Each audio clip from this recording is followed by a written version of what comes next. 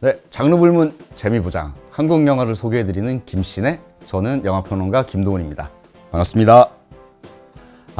정말 제가 이 감독을 드디어 여러분께 소개를 해드리게 됐네요. 아까 사실은 제가 제 스마트폰을 이렇게 보다 보니까 이 감독님 전화번호가 있더라고요. 그래서 제가 정말 어떻게 보면 한 20년 전에 이 전화번호를 제 스마트폰에 받아놨던 걸로 기억을 하는데, 제가 정말 위대한 감독의 전화번호를 제 스마트폰에 가지고 있구나라는 생각이 또 이렇게 들어서 굉장히 기쁜 마음이 들었는데요. 이 감독은 정말 뭐라고 해야 될까요? 지난 20년간 한국 영화 산업에서 봉준호 감독과 함께 가장 각광받고 가장 존경받는 그런 감독의 반열에 오른 사람입니다. 인간의 어떤 호기심을 자극하는, 또 금기를 깨는 그런 이야기들을 정말 아름답고 유려한 미장센과 상상력으로 담아내는 걸로 유명한데요. 한국에서는 깐느 영화제에서 상을 여러 번 받으셨기 때문에 깐느 박이라고 불리는, 이름 자체가 이제 하나의 장르가 되어버린 박찬욱 감독님의 작품 4개를 오늘은 준비했습니다. 아가씨, 친절한 금자씨, 박쥐, 그리고 헤어질 결심입니다.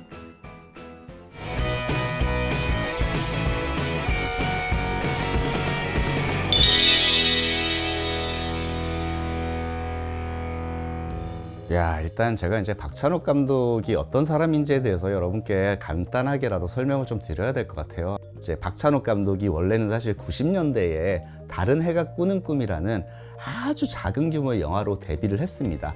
근데 그 영화가 실패를 했어요. 시장에서도 실패를 하고, 그 영화를 본 사람들이 이 박찬욱이라는 사람은 영화를 잘 만드는 사람은 아니겠다, 이런 이야기들을 할 정도로 영화가 참패를 했습니다. 근데 1990년대, 그러니까 제가 대학교에 다닐 때 박찬욱 감독은 영화 감독으로 유명했다기보다는요, 영화 비평가로 유명했습니다. 그래서 그분이 냈던 세계 많은 영화사들의 영화들에 대한 비평을 담은 책 같은 것들이 영화 좋아하는 대학생들 사이에서는 일종의 성경? 바이블처럼 읽히기도 했어요. 그런데 2000년이 딱 들어오자마자 박찬욱 감독이 명필름이라는 한국의 굉장히 어떻게 보면 그 당시 가장 유망했던 그 제작사랑 손을 잡고, 아마도 여러분에게도 잘 알려져 있을 텐데 JSA, 공동경비구역이라는 영화를 만듭니다. 그 영화가 흥행에 엄청나게 성공을 하면서 박찬욱 감독이 90년대 실패를 딛고 2000년대에 영화 감독으로서 새로운 커리어를 시작을 합니다. 그런데 두 번째 영화였던 JSA는 어떻게 보면 굉장히 상업영화, 대중영화의 그런 포맷을 아주 그냥 무난하게 따른 그런 영화라고 할 수가 있는데요. 2004년에 박찬욱 감독이 올드보이라는 영화를 내놓으면서 이 박찬욱이라는 감독이 한국을 대표하는 영화적 작가의 반열에 오르기 시작을 합니다. 2004년도를 제가 정확하게 기억을 하는데요. 그 당시 제가 깐느 영화제에 출장을 갔었어요. 제가 그 영화제에 갔는데 한국 출품된 작품이 바로 박찬욱 감독의 올드보이였어요. 영화제 내내 그 당시에 심사위원장이 쿠엔틴 타란티노였거든요. 그래서 박찬욱 감독이 올드보이를 너무 좋아한다는 소문이 돌았어요. 왜냐면 올드보이가 일본 만화를 원작으로 한 이 영화가 굉장히 어떻게 보면 복수를 모티브로 한 엄청난 폭력의 도가니를 보여주는 그런 장르 영화였거든요. 그런데 그 해 사실 깐느 영화제에서 황금종려상을 받지는 못했지만 2위에 해당하는 심사위원 대상을 받게 되면서 이 박찬욱이라는 이름은 한국이라는 국경의 바운더리를 넘어서서 전 세계적으로 가장 주목받는 감독이 되기 시작합니다.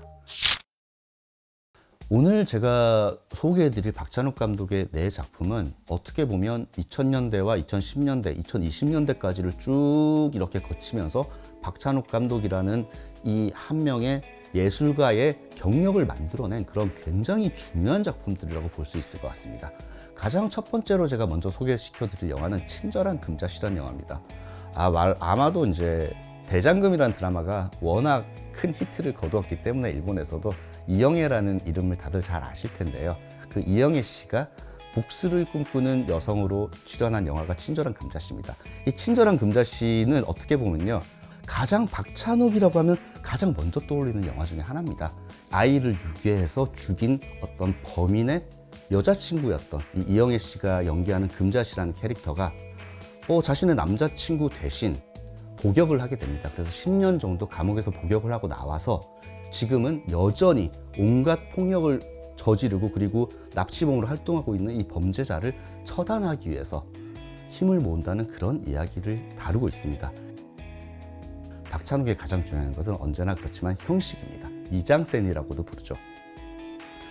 박찬욱 감독은 굉장히 현실적인 복수 이야기를 다룰 때도 절대 굉장히 현실적인 무대와 어떤 환경을 보여주지 않습니다. 모든 장면을 잘 보시면 모든 장면이 굉장히 미학적으로 어떻게 보면 질식할 것처럼 정말 아름답게 만들어내려는 그런 노력이 그 한 장면 속에 포함되어 있어요. 이를테면 저희가 박찬욱 감독의 영화에 대해서 이야기를 할 때 박찬욱 감독은 벽지 영화다라는 말을 하거든요. 모든 장면을 잘 보시면요, 그 어떤 영화적인 공간 속에 결코 현실적인 그냥 뭐 우리가 일상적으로 살아가는 듯한 그런 배경을 보여주지 않습니다. 항상 벽지는 온갖 꽃무늬 프린트로 굉장히 화려하고요. 캐릭터들이 입고 나오는 옷, 그리고 화면이 전환하는 그런 방식 같은 것들, 그리고 그 화면과 음악을 매치하는 그런 어떤 요령 같은 것들까지도 박찬욱 영화는 오로지 한국에서도 박찬욱 영화에서만 볼 수 있는 그런 괴상한 이미지의 마력 같은 것들이 있습니다. 모든 장면이 뭐라고 해야 될까요? 마치 그림을 그리는, 한 장면 그림을 그리는 것처럼 굉장히 완벽하게 아름답게 조율이 되어 있어요. 그런 부분들이 박찬욱 감독의 굉장히 영화적인 중요한 특징이라고 보시면 될 것 같습니다. 그 이후에 나온 작품이 또 오늘 소개해드릴 박쥐라는 영화인데요. 박쥐라는 영화는 어떻게 보면 박찬욱 감독 영화 중에서 가장 본격적으로 초현실주의적인 그런 내용을 담고 있다고 보시면 될 것 같습니다. 이 송강호 씨가 연기하는 그 카톨릭 신부입니다. 세상에 굉장히 이상한 병이 떠돌기 시작해요. 그래서 그 병을 고치기 위해서 스스로 백신을 맞는 실험 대상자가 됩니다. 그런데 그 백신을 맞자 이 송강호 캐릭터가 흡혈귀가 됩니다. 뱀파이어가 되는 거죠.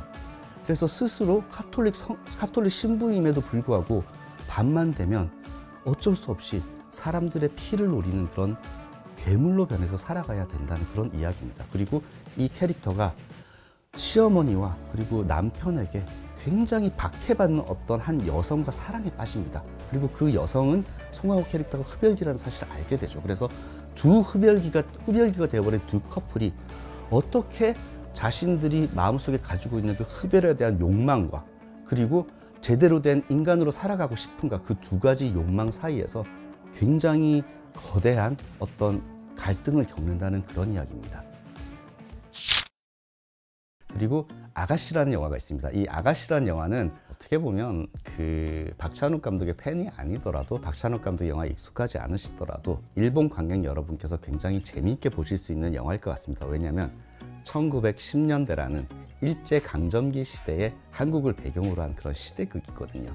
그리고 이 영화 같은 경우는 일제강점기에 굉장히 부유하게 살아가는 어떤 집안의 딸이 사실은 자신에게 사기를 치기 위해서 그 집에 식모로 들어온 여성과 여성이죠. 레즈비언 관계입니다. 둘이 사랑에 빠지고 그럼으로써 그 집을 도피해서 새로운 삶을 찾아서 떠난다는 그런 이야기입니다.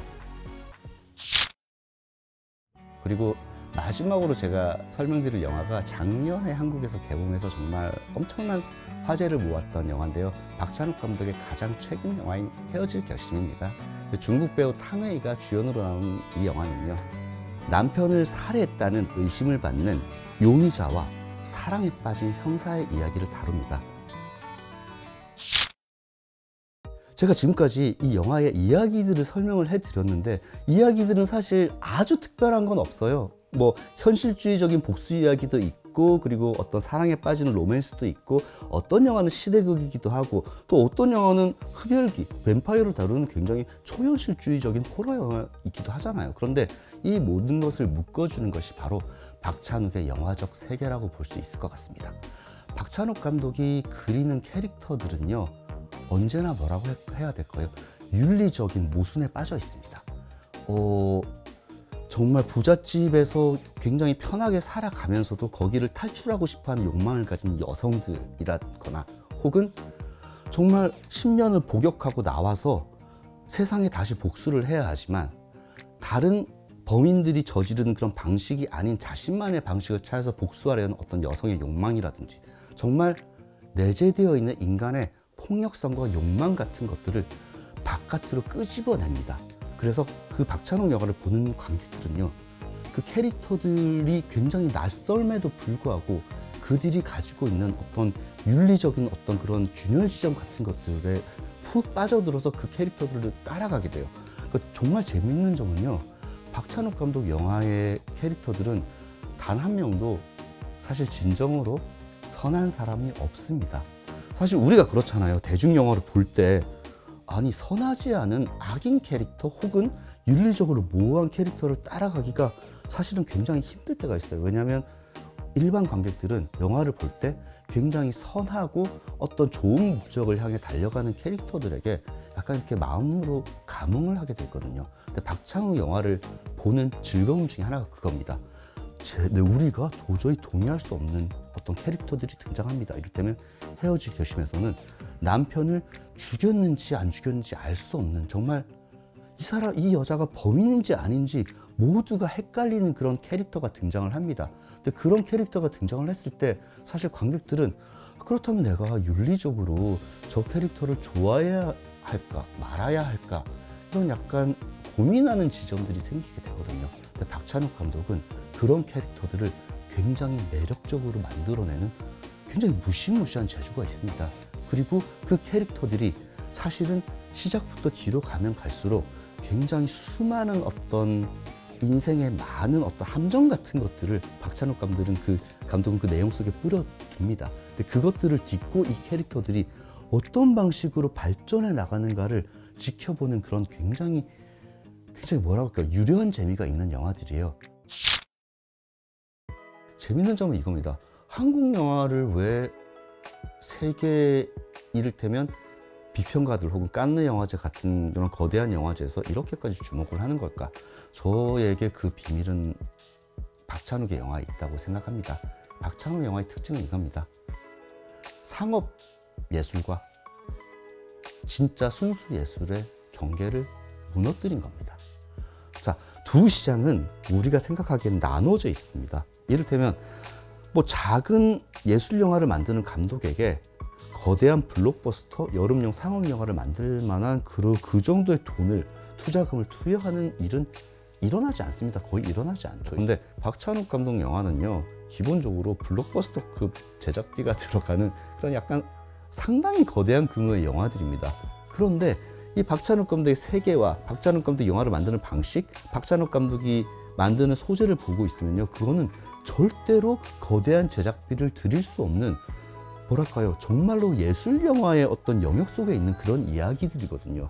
그럼에도 불구하고 재미있는 점은 박찬욱 감독의 영화는 한국에서 관객들이 수백만 명이 항상 보러 갑니다. 왜냐하면 박찬욱 감독의 영화는 경계를 무너뜨려요. 그러니까는 어떤 관객에게는 굉장히 흥미로운 장르적인 이야기를 주는 상업 영화이기도 하면서 동시에 어떤 관객에게는 정말 놀랄 정도로 감독의 특징을 정말 무서울 정도로 노골적으로 살린 예술 영화이기도 하거든요. 근데 그 두 가지 요소가요, 박찬욱 감독 영화 안에 굉장히 아름답게 이렇게 결합이 되어 있느냐, 제가 보기에 그렇지 않습니다. 두 요소가 끊임없이 부딪힙니다, 영화 속에서. 그런데 영화 비평가로서 제가 생각하는 박찬욱 감독의 가장 큰 장점이 그거예요. 전혀 어울릴 것 같지 않은 상업 영화적인 어떤 그런 이야기 혹은 요소들과 아주 예술 영화적인 그런 마니아적인 요소 같은 것들을 약간 불균질하게 영화 속에서 막 섞어버립니다. 그러면서 어느 순간 내가 보고 있는 것이 정말 뭐랄까 일반적인 상업 영화에서는 보지 못하는 그런 주제와 소재를 다룬 굉장히 어두운 이야기임에도 불구하고 나는 왜 이 영화가 이렇게 오락적으로 재밌지? 라는 깨달음 같은 걸 갖게 되거든요.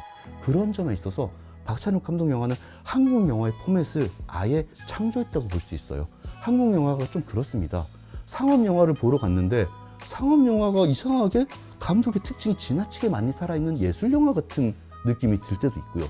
또 한국은 예술 영화라고 생각하고 굉장히 유명한 어떤 예술 영화 자신만의 세계를 계속해서 만들어 온 감독들의 영화를 보러 갔는데 그게 굉장히 오락적인 요소를 가진 상업 영화이기도 합니다. 그러니까 한국 영화의 헐리우드나 다른 시장과 조금 다른 한국 영화만의 장점이 바로 상업 영화, 예술 영화의 경계 자체가 굉장히 모호하다는 거거든요. 이 모호함이라는 것이 박찬욱 감독 영화의 가장 중요한 특징이자 요소라고 볼 수 있을 것 같습니다. 근데 재미있게도 박찬욱 감독도 이제 제작자니까요. 박찬욱 감독이 차린 영화사 이름이 있습니다. 그 영화사 이름이 모호필름입니다. 이 모호하다는 것은 진짜 그냥 모호하다는 뜻이거든요. 진짜 이건지 저건지 모르겠다는 뜻이에요. 근데 박찬욱 감독 역시도 자신이 추구하는 영화적 세계가 사실은 상업영화, 예술영화 구분 없이 되게 모호한 그런 이야기라는 것을 너무 잘 알고 있는 거예요. 그래서 박찬욱 감독이 직접 차린 영화사 이름이 모호필름이라는 것은 모호함이라는 것이 이 박찬욱이라는 아티스트를 가장 잘 설명하는 그런 키워드구나. 그렇게 이해를 하시면 가장 좋을 것 같습니다. 박찬욱 영화를 처음 보시는 분들을 위해서 약간의 팁을 좀 드려야 될 것 같긴 해요. 가족이 둘러앉아서 볼 수 있는 영화는 아닙니다. 왜냐하면 그 박찬욱 감독의 영화는 폭력과 굉장히 날것그대로의 폭력 같은 것들이 그대로 들어 있습니다. 이를테면 친절한 금자씨 같은 영화는 마지막 장면은 이렇습니다. 그 악한이 지금까지 유괴해서 고문해서 살해한 아이들의 부모들을 이 금자씨라는 캐릭터가 한 폐교에 다 불러 모읍니다. 그리고 이 악한을 한 방에다가 이렇게 가둬놓고 그 부모들에게 이야기를 합니다. 자, 여기에 낫도 있고요, 칼도 있고요, 도끼도 있고요, 총도 있고요. 여러분이 그냥 고르시면 됩니다. 그러니까 한 가족분들이 한 번에 들어가셔가지고 여러분이 원하시는 방식대로 이 악당을 고문해서 죽여주세요라고 이야기를 합니다. 자, 어마어마한 폭력성이 들어있는 그런 영화인 거죠. 그 악한에 의해서 아이들을 유괴당한 그 부모들, 그러니까 어떻게 보면 굉장히 선량한 사람들이잖아. 선량한 사람들까지 불러들여서 범죄의 이를테면 동조자가 되게 만드는 그런 결말이란 말이에요. 그래서 한국에서 개봉했을 때도 엄청난 윤리적인 논쟁이 있었습니다. 그런데 박찬욱 감독은 그런 윤리적 논쟁을 두려워하는 사람이 아닙니다. 자, 되게 불편해요. 보고 있으면 내가 만약에 저 부모라면 그렇지, 내 아이를 심지어 고문해서 죽이기까지 한 저 악당을 내 눈앞에 있는 이 칼이라든지 도끼라든지 낫 같은 걸로 죽이고 싶을 겁니다. 근데 한쪽 구석에는 이런 마음도 있어요. 그럼에도 불구하고 나는 인간인데, 같은 인간이 과연 누군가를 그런 이유로 죽일 수 있을까? 마지막까지 박찬욱 감독은 윤리적으로 여러분을 가르치려고 하지 않습니다. 자, 여러분이 이 고문 방법, 이 영화의 결말이 불편하세요? 그러면 그냥 불편한 그대로 극장을 나서세요 라고 제안을 하는 겁니다. 그런 방식이 바로 박찬욱 감독이 우리에게 던지는 굉장히 윤리적인 주제의식일 겁니다. 그렇기 때문에 당연히 오늘 소개해드리는 4편의 모든 영화가 굉장히 폭력적인 장면도 많을 뿐더러 윤리적으로 보면서 이거는 받아들일 수 없을 것 같다라고 생각되는 그런 굉장히 윤리적인 모순 같은 것도 많이 들어있는 영화들입니다. 그러니까 가족끼리 이렇게 둘러서 보시기보다는 4편을 쭉 이어서 밤에 혼자 깜깜한 방에서 보시기를 강력하게 권해드리고 싶습니다. 오늘은 제가 가장 좋아하는, 그리고 한국 영화의 어떻게 보면 최고의 거장이라고 할 수 있는 박찬욱 감독의 정말 보석 같은 영화 4편을 소개해 드렸는데요. 다음 시간에도 빛나는 보석 같은 한국 영화들을 많이 소개해 드리겠습니다. 고맙습니다. 안녕.